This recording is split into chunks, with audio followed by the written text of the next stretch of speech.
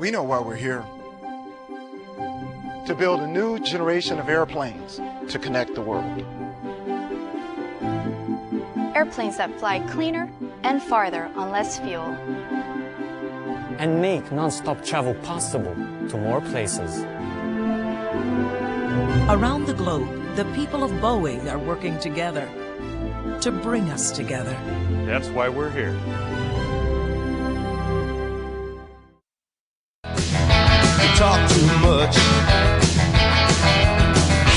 I can't believe the things that you say. Carl Levin, Newt Gingrich, Senator Lugar, Joe Biden, Mitt Romney, Tony Snow, Bill Richardson, Mitch McConnell, Senator Hagel, Senator Reid, Harry Reid.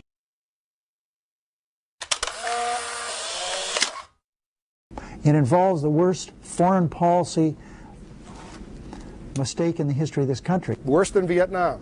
Yes. I'm sure he's not complaining that we haven't been attacked again since 9/11 here at home. Disagree. In point of fact, it was important to get Saddam Hussein out of power. 72 members of the United States Senate, I think 75 actually, voted to authorize the use of force. Well, we're very happy that we got a majority of the United States Senate to clearly state that they're opposed to the president's surge, his escalation. And so that's really what this was all about. It wasn't about a procedural vote. If you're unfair to the minority, you have to get 60 votes. I think the debate yesterday was an aftermath of the election last November. What I would say to members of Congress is calm down and take a look at what's going on and ask yourself the simple question.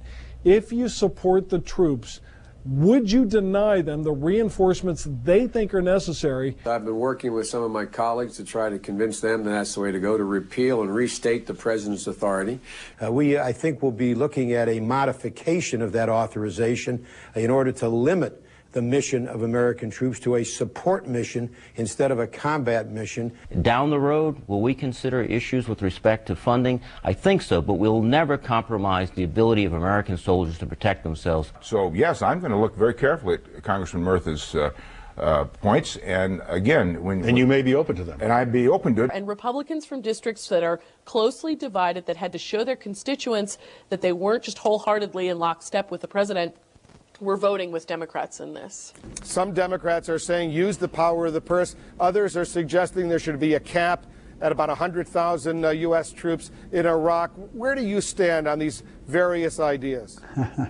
I stand in looking at every one of them. I think we have to give everyone an opportunity to express their opinions, and we're doing that. Cutting off funding for Iraq. No, they do not. Democrats do not have the nerve. There will be a variation of that. And I wish the Democrats would do more, but there is fear in the city because of the political blame game. No cutoff of funding.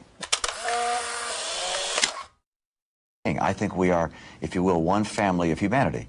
That informs very dramatically my sense of what our relationship should be in the world, our need to care for the very poor and the diseased and the brutalized, our need in this country to provide opportunities for all of our citizens. But the particular doctrines of a church, I don't think are a major part of a political sense. I'd like them to look at the measure of the man and stop focusing so much just on his faith. Personally, what do you believe the punishment should be for an abortion? Well, I'm not about punishment. That's not what I'm considering. I'm saying that in my view, we should let the states make that decision. And I'm in favor of life and in favor of choosing life. So you're not going to say what the punishment should be? I don't begin to have any idea for what a particular state's decision should be. I think the Well, but you've been the governor of a state. You have to have some idea. Well, our state is overwhelmingly a pro-choice state. So I feel good. My polls are moving up. You know, I'm still in single digits. I don't have the resources the other candidates do, but I'm going to go grassroots. And a state like Nevada appreciates candidates that go grassroots. I want to start and say, I think there may be a market out there for somebody who has enough sense not to run 2 years early.